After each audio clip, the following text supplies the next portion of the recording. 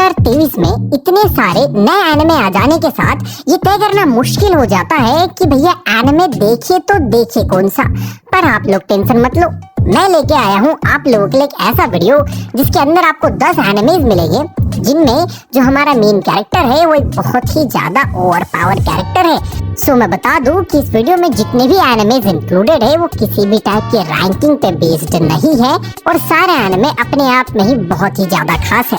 So without wasting any time let's get started. Number 8, hello paradise. अब देखो ये anime emotion से भरा हुआ है, इसके अंदर बहुत ही ज्यादा इमोशंस है। हमारा मेन कैरेक्टर एक ऐसा बंदा है जो कि अब उसके आखिरी दिनों में पहुंच चुका है और कुछ ही समय में मरने वाला है। वो बिट्रेयल और लोगों को मारने से या खुद मरने से बहुत परेशान हो चुका है और बस अब मरना चाहता है, लेकिन उसके पास रीजन है फिर से जीने का, वो है उसकी वाइफ। कई लोग इसको मारने की कोशिश करते हैं पर बेचारा मरता ही नहीं है भोसड़ी का, पता नहीं क्या है इसके दिमाग में। अब भैया इसको जीना है और ये मरना नहीं चाहता। तभी एक एग्जीक्यूशनर आता है और इसको एक ऑफर करता है। वो उसको एक ऑफर देता है जहाँ पे वो बोलता है कि जापान के साउथ में एक आइलैंड है, वहाँ पर हम लोग जाएंगे।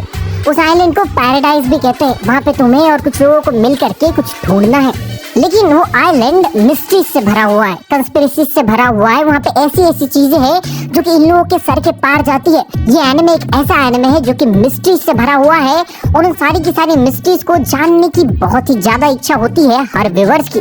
तो अगर आपके पास टाइम हो और एक मिस्टीरियस एनिमे देखना हो जहाँ पे तुम्हारे पास एक इमोशनल बैकग्राउंड हो और तुम्हारा मेन कैरेक्टर बहुत ज्यादा टट्टी इंसान हो, so you should check out this anime.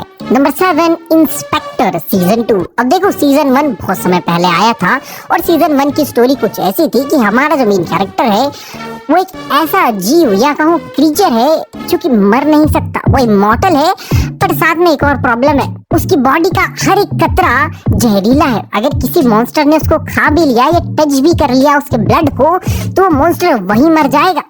और अगर इसके ब्लड का एक कतरा भी कहीं पे जीवित हो या पड़ा हो और इसको किसी ने पूरी तरीके से मार दिया तो ये उसके टूटे हुए मरे हुए ब्लड के कतरे से वापस से फिर से रीग्रो हो जाएगा। दैट्स द होल स्टोरी, क्योंकि ये इमॉर्टल है। अब ये इस व्यक्ति की स्टोरी है इस एनिमे में, पर इस एनिमे में एक और कैरेक्टर है जो कि एक लड़की है और उसको गॉड ऑफ विजडम कहा गया है। एक ऐसी कैरेक्टर है जो कि रियल लाइफ और उन मॉन्स्टर्स की लाइफ के बीच में एक बैलेंस बना के रखती है। अब देखो ये एनिमे एक बहुत ही वियर्ड नैरेटिव को आपके सामने ला करके रखता है जो कि स्टार्टिंग में बड़ा अजीब लगता है, लेकिन जैसे जैसे आप एनिमे को देखोगे आपको नैरेटिव बहुत ही ज्यादा अच्छा लगने लगेगा।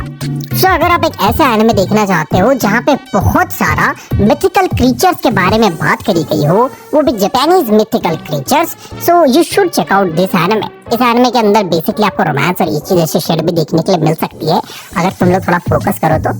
Number 6, farming life in another world. अब देखो जैसा नाम है वैसा एनिमे है। दरअसल होता क्या है कि हमारा जो मेन कैरेक्टर है वो रियल लाइफ में बेड पे पड़ा हुआ है और भैया उसकी लाइफ जाने वाली है। वो एक हॉस्पिटल में एक बेड पे पड़ा हुआ है और कुछ ही टाइम में मरने वाला है, क्योंकि उसको एक ऐसी बीमारी हो चुकी है जिसकी वजह से ना तो वो चल सकता है ना तो वो बोल सकता है।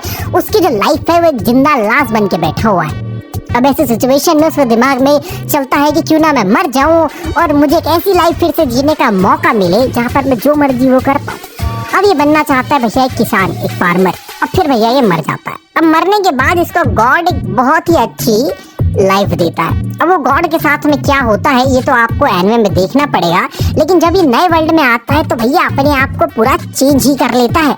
पता नहीं कैसे इसको हर चीज का ज्ञान है, ये बहुत ही अच्छे से फार्मिंग कर पाता है और इस एनिमे के अंदर आपको इची और रोमांस सेट भी देखने के लिए मिल जाएगा। अब क्योंकि ये इसे का एनिमे है, इसमें इतनी भसड़ मस्ती है कि लन समझ नहीं आता हो क्या रहा है। देखो यार ये एनिमे की स्टोरी मेरे को बहुत ही ज्यादा बचकानी लगी, लेकिन जब मैंने इस एनिमे को देखना शुरू करा तो मैं कभी बंद भी नहीं कर पाया। मैंने जब तक पूरे एनिमे को कंप्लीट नहीं कर लिया मैंने एनिमे छोड़ा नहीं। सो मैं ये कह सकता हूँ कि एनिमे की स्टोरी जरूर बचकानी है लेकिन एनिमे बड़ा अच्छा लगा।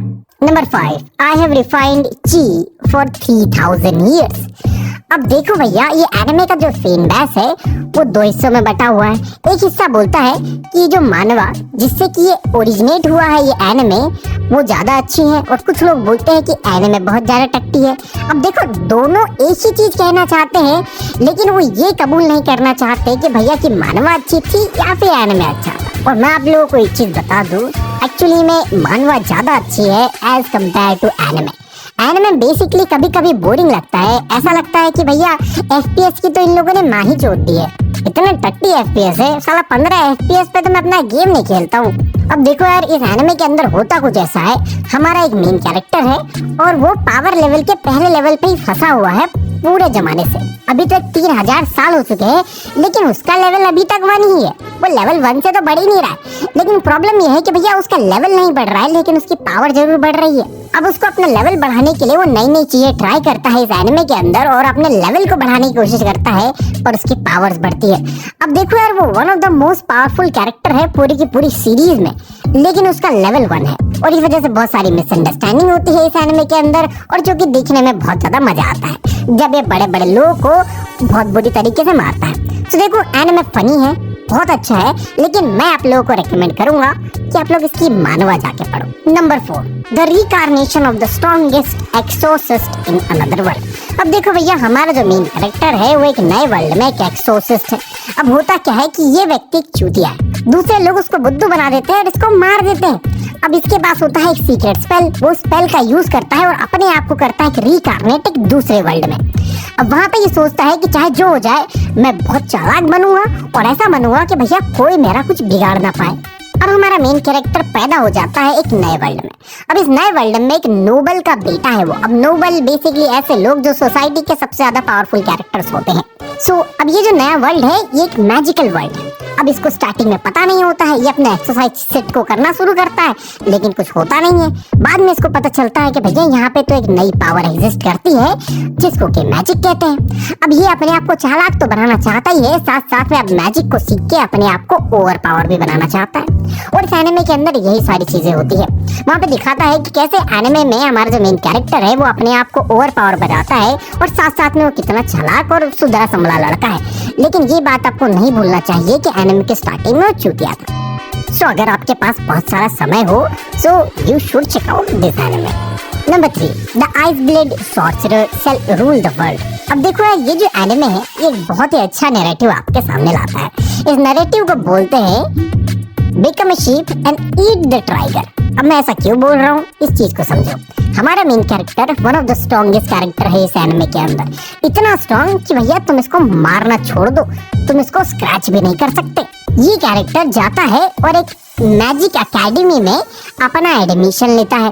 अब एडमिशन लेने के बाद इसको पता चलता है कि उस एकेडमी में बहुत सारे नोबल लोग हैं जो कि कॉमनर्स को पसंद नहीं करते हैं और ये जाके बनता है वहाँ पे कॉमनर। अब तुम नैरेटिव को समझ सकते हो मैं क्या कहना चाहता हूँ, रेसिस्ट, राइट? लेकिन हियर्स द थिंग, हमारा main character one of the strongest character है पूरे वर्ल्ड में। पिछली वॉर में अपनी कंट्री को एक बहुत ही अच्छी और बड़ी जीत दिलवा के आया है ये व्यक्ति। साथ साथ में इस एकेडमी में आने का एक बहुत ही सिंपल रीजन है, ये स्टूडेंट लाइफ को एंजॉय करना चाहता है, इसलिए आया है इस टीनेजर के लोगों की लाइफ में जीने के लिए, क्योंकि ये बहुत ज्यादा मैच्योर इंसान है इसलिए टीनेजर के साथ में चुदियाबा कर रहा है। अब इस व्यक्ति का सार्केज्म समझो कि ये इसकी एज लगभग इन लोगों के समान ही होगी, पर इसका जो माइंड है वो इन लोगों से 10 गुना ज्यादा एडवांस है। फिर भी ये उन लोगों के साथ में बैठ के उनका चूतियापा शुरू करेगा। तो देखो भैया, इस तरीके की जो स्टोरी है, अगर आपको एक ऐसी स्टोरी देखनी है जहाँ पे अब नोबेलिटी कॉमनर्स के बीच में डिस्प्यूट देखने के लिए मिले, आपका मेन कैरेक्टर कुछ ज्यादा ही स्ट्रॉन्गेस्ट हो। Number 2, campfire cooking in another world with my absurd skill. अब देखो भैया, इस एनिमे की स्टोरी बड़ी ही सिंपल है। हमारा मेन कैरेक्टर एक नॉर्मली सैलरी मैन है और वो जापान में रहता है। एक दिन भैया वो समन हो जाता है एज अ हीरो एक दूसरे वर्ल्ड के किंगडम में। ये भी इसी का ही हो गया भैया। अब ये वहाँ पर जाकर के उसको किंग बोलता है कि भैया डीमन किंग वगैरह वगैरह है, उसको मारना है। तो हमारा मेन कैरेक्टर बोलता है कि देखो यार, ये सब कुछ तो ठीक है लेकिन मेरे पास कोई कॉम्बैट रिलेटेड स्किल है नहीं। मेरे पास जो स्किल है उसको बोलते हैं सुपर मार्केट ऑनलाइन, और इससे मैं कुछ भी खरीद सकता हूँ। लेकिन वो ये चीज उसके राजा को नहीं बताता है, कुछ चीज बातचीत करके वहाँ से निकल लेता है। उसको वहाँ का कोई किंग या हीरो बनना नहीं है। अब भैया ये उस एबिलिटी से क्या क्या कर सकता है ये उसके दिमाग में आता है। पहले तो सोचता है कि इसकी जो ऑनलाइन सुपरमार्केट वाली एबिलिटी है ये वन ऑफ द मोस्ट चूतिया एबिलिटी इसको मिल गई है, पर ये जब उस एबिलिटी की यूज करता है और देखता है कि वो अपने जापान के वर्ल्ड से बहुत सारे चीजों को खरीद सकता है, वो भी बहुत ही चीप प्राइस में, तो भैया ये क्या करता है, ये खरीदता है यूटेंसिल्स, ये खरीदता है बर्तन भाड़े और उनसे बनाता है खाना। अब इसके खाना बनाने से एक बहुत बड़ी लेजेंडरी बीस्ट प्रसन्न हो जाता है और इसको देता है अवतार, और अवतार में बोलता है कि भैया हम लोग एक कॉन्ट्रैक्ट साइन कर लेते हैं, तू खाना बना, मैं खाऊंगा और मैं तेरे को बचाऊंगा। अब भैया इस तरीके से इन दोनों का कॉन्ट्रैक्ट शुरू होता है और इस तरीके से एनिमे भी शुरू होता है। सो एक ऐसा एनिमे देखना है जहाँ पे आपको थोड़ा सा स्लाइस ऑफ लाइफ वाली शेड देखने के लिए मिले और बहुत सारा मैजिकल रिलेटेड स्टफ हो। So you should check out this anime. Number 1, chilling in my 30s after getting fired from the demon king army. हमारा मेन कैरेक्टर कभी डीमन आर्मी में काम करा करता था, फिर कुछ समय बाद उसको वहां से एक्सपेल कर दिया जाता है। अब भैया ऐसी बात है कि हमारा मेन कैरेक्टर बहुत ही स्ट्रॉन्ग कैरेक्टर है, लेकिन उसको खुद को ही नहीं पता है कि भैया वो कितना ज्यादा स्ट्रॉन्ग कैरेक्टर है। इस एनिमे के डीमन किंग को जरूर पता होता है कि भैया जो मेन कैरेक्टर जिसको इसने इसकी आर्मी से हटा दिया वो कौन था, लेकिन वो कभी किसी को बताता नहीं है। कुछ टाइम बाद जो मेन डीमन किंग होता है वो भी अपनी गद्दी छोड़ देता है और अपने छोटे भाई को डीमन किंग बना देता है। अब ये पुराना वाला डीमन किंग और जो हीरो जिसको इसने निकाल दिया, ये दोनों मिलके घुसक पुचक करते हैं और एक नया घर बना लेते हैं बहुत दूर, और भैया वहाँ पे अपना काम शुरू करते हैं। इनका काम होता है भैया रियल लाइफ को जीना, बेसिकली बहुत ही ज्यादा नॉर्मल तरीके से। अब इस बीच में उनको बहुत सारे कैरेक्टर भी मिलते हैं, और क्योंकि एक इसे का एक एनिमे है जो कि फैंटेसी से रिलेट करता है, सो भैया यहाँ पे आपको इची और रोमांस शेड देखने के लिए मिल जाएगा। इसमें आपको अलग अलग टाइप के कैरेक्टर्स देखने के लिए मिल जाएंगे। एनिमे कोई ज्यादा खास नहीं है, लेकिन उसकी स्टोरी जरूर अच्छी है। सो अगर आपको एक ऐसा एनिमे देखना हो जो कि ज्यादा सीरियस ना हो बट स्टिल उसकी स्टोरी कंपेलिंग हो, सो आप लोगों को ये वाला एनिमे एक बार चेकआउट कर लेना चाहिए। सो भैया ये थे मेरे honest reviews on the 10 animes that I watched. ठीक है, सो ये 10 एनिमेस थे जो कि मैंने खुद देखे और उनके ऊपर मैंने अपना हॉनेस्ट रिव्यू बताया है कि वो कितने अच्छे थे और कितने बुरे थे। सो आई होप आप लोगों को ये वीडियो पसंद आया होगा। अगर आप लोगों को वीडियो पसंद आया तो इस चैनल को एक बार सब्सक्राइब जरूर कर लेना।